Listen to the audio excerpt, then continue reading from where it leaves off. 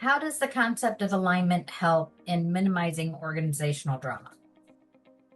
Okay. All right.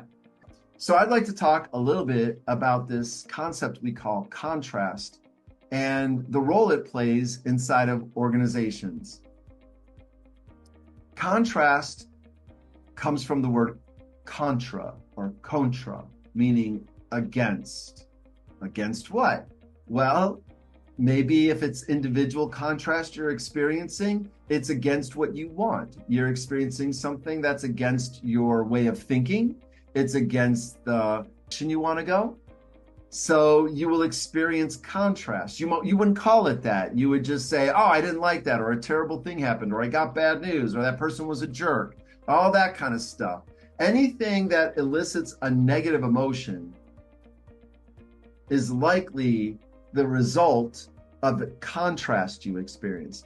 Anytime you've experienced a negative emotion, it's likely because you perceived something as being against you, against what you want, against what you're trying to accomplish. Contrast. In our work, we believe that contrast is unavoidable. It's just a natural byproduct. I'm not saying contrast is all the time and everywhere. No, obviously not. It's just contrast can come from anywhere and can happen at any time. And it doesn't matter what you do. It still will happen. So for us, leadership is about knowing what to do when we experience contrast. And the answer is we always want to convert it into alignment. We want to move from contrast toward alignment. That's the essence of what we mean by leadership. It's why we call ourselves positive leadership. It's what we mean by positive. Positive means not that everything's great. It means that we're going to go from contrast toward alignment. Positive doesn't mean everything's going to feel good, because sometimes things feel bad that you have to do to make progress, and you might have to end a relationship, and you don't want to. It feels bad, but that might be the thing necessary for progress to be made. And so what we're teaching is how to reform our relationship with contrast. It's really important. And no one really teaches us that. Some people say, well, have a good attitude, and I get that. But it's very superficial. Like, okay, that just superficially having a good attitude isn't what we're looking for here. It's how do we engage contrast as a teacher?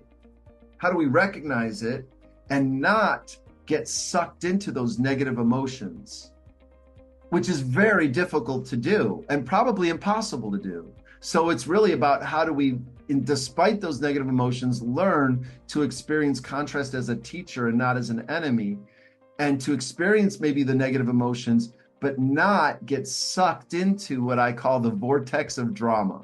That's just what I call it. There's probably lots of different words for it, but I just think of this swirling vortex where everything overwhelms. I can't see straight.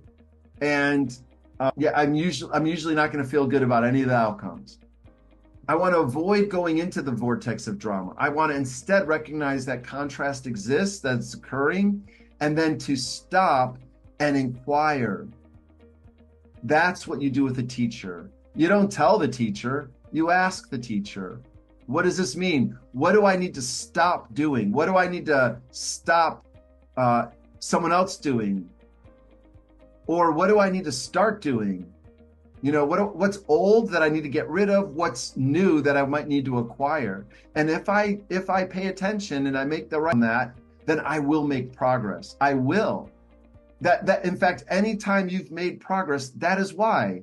You maybe didn't directly go, oh, well, contrast is here. The teacher, let me listen to the teacher. But maybe you were trying to get good at something and you made a mistake and maybe you fell or injured yourself, but you kept going. And you said, wait, what did I do wrong? And you thought through it. Or maybe you went and talked to an expert, or you read a book, or you just thought about it for a day and came back and tried a different, who knows? But something you did differently, something you got rid of a way of thinking, or you incorporated a new way of thinking. And this is how to regard contrast, but it's very difficult. And I think it needs to be part of the culture. And otherwise, it won't happen because everybody else is surrendering to contrast. They don't know what to do in the face of it. Or worse, they get sucked into the vortex of drama and they make things worse for everybody around them. So leadership truly is about having a healthy relationship with contrast, and viewing it as a teacher is probably one of the best ways to do it. The teacher will tell you to be humble. The teacher will tell you there are things outside your present knowledge you don't know.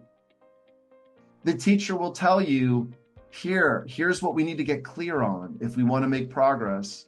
And the teacher will say, here are the new thoughts, feelings, and or behaviors. Could be any of those, probably a combination that you should try on. And if you're in a difficult situation right now, I suggest you do those steps. Just pause, hit rewind, about 30 seconds, maybe 40 seconds, and listen to those 4 steps again for what to do or how to regard contrast as a teacher.